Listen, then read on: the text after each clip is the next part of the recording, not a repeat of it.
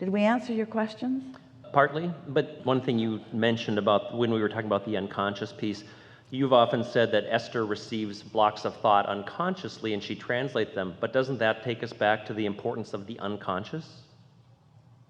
The word unconscious is a tricky word, isn't it? So let's clarify that. It's a good question. When we talk about step 1 and step 2 and step 3, when we talk about being in the receiving mode, step 1 is more a conscious, active awareness of what is. I see this and I like it. I see this and I don't like it. Conscious attention to what is. Source is answering that step 2.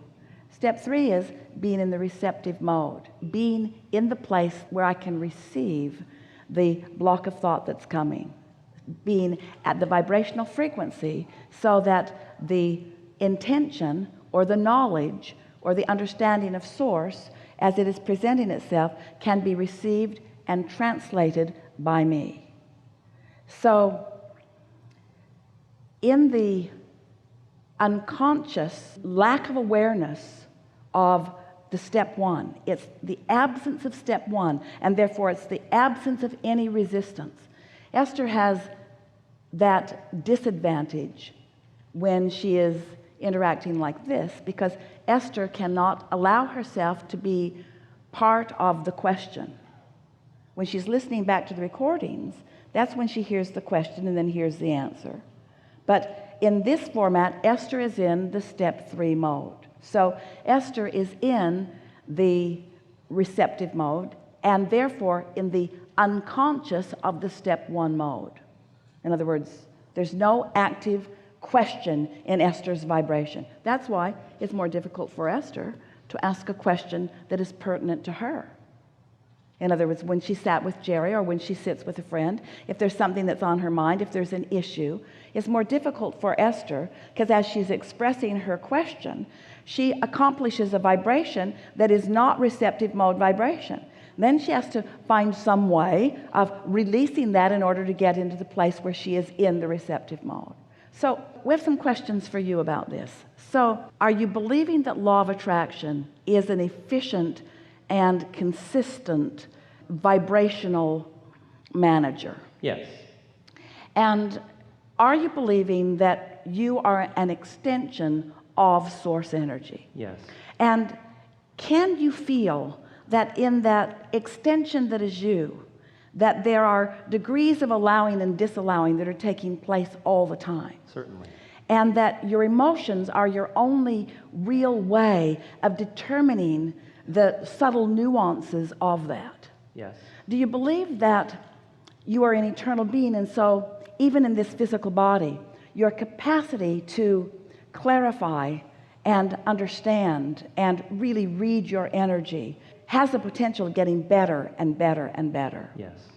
Can you also accept that as we are visiting with people at all levels of understanding and connection, that sometimes we use words in order to connect with where they are, and that sometimes you evolve past the effectiveness of those words? Sure.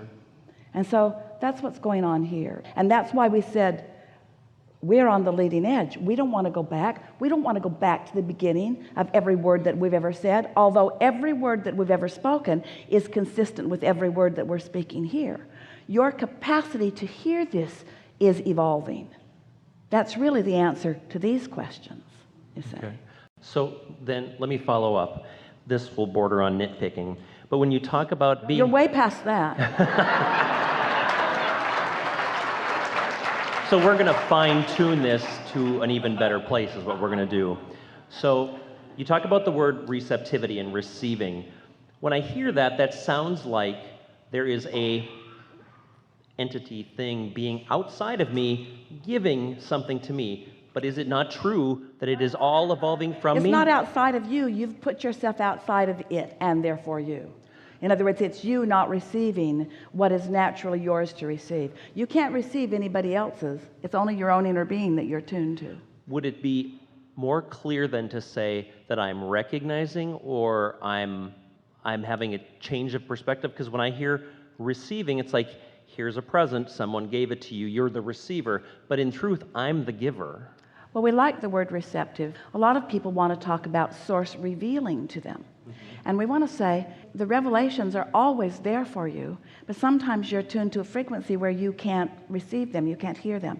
And so in the same spirit that there are transmitters and receivers, sometimes you're the transmitter, sometimes you're the receiver. And in this example, source is transmitting, and you got to set your tuner so that you're in the receiving mode. If you like another word, we encourage you to use it. But in reality, I'm both. I am the receiver and the transmitter. You are transmitting and receiving, transmitting and receiving, transmitting and receiving, yes, of course. But step one is more transmitting your question or transmitting your problem. Step three is more listening, because it's like, have you ever talked with someone on a cell phone, especially a cell phone, where the phone seems to be able to transmit or receive? In other words, it can talk or listen, but it can't do both at the same time. So you're trying to say something, Jerry and Esther had friends some years ago that they could not get a word in. And Jerry would go, hey, hey, hey, hey, hey, hey, hey, hey, hey, hey, hey, hey, hey, hey, hey, hey, hoping that one of his heys would get in the crack somewhere so that they could hear that he had something that he wanted to say. And so it's a bit like that. You're transmitting or you're receiving, but you are not ever doing both at exactly the same time. But you do it with such frequency. When things are really flowing, when you're really in sync with the source within you, then those ones and zeros are just twirling around there in a way that there's a steady stream of consciousness that anyone in a physical body would be able to interpret. There is a stream of consciousness that moves so fast that the capacity of your mind to accept it and translate it into words is not yet there. You may get there sometime, but right now, you know how you translate that vibration? Emotionally. The cells of your body can translate it. You can feel it, but you can't hear it. In other words, you have yet to describe with any accuracy whatsoever what the true love of source for you is. You can feel it, but you don't have the words yet. What will it take to get there?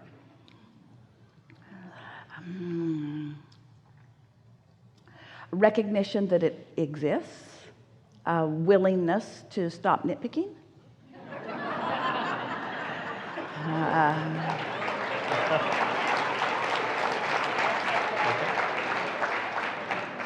Final question. Not nitpicking at all. So we've been having these conversations on an ongoing basis for a long time, and they're great fun. 6 months, actually closer to the beginning of this year, I was listening to someone else that was really very clear, and I thought, well, I've gone to my last Abraham workshop, no need to do that anymore. But then things fell into place, and like, no, I really want to go. And so here we are talking again. What is it about our inner beings, Abraham and my inner being, whatever its name is, that is so compelling to me? Well, for us, it's the power of your questions. It's your willingness to go deeper than you've been before, and ability to hear an answer that goes beyond what you've heard before. We have a good conversation here because you demonstrated a little resistance to go beyond, as if what was said before couldn't be right if what is being said now is. But you're finding that will never be the case. Right. Yeah. Right. Very good. Thank you much. Yeah.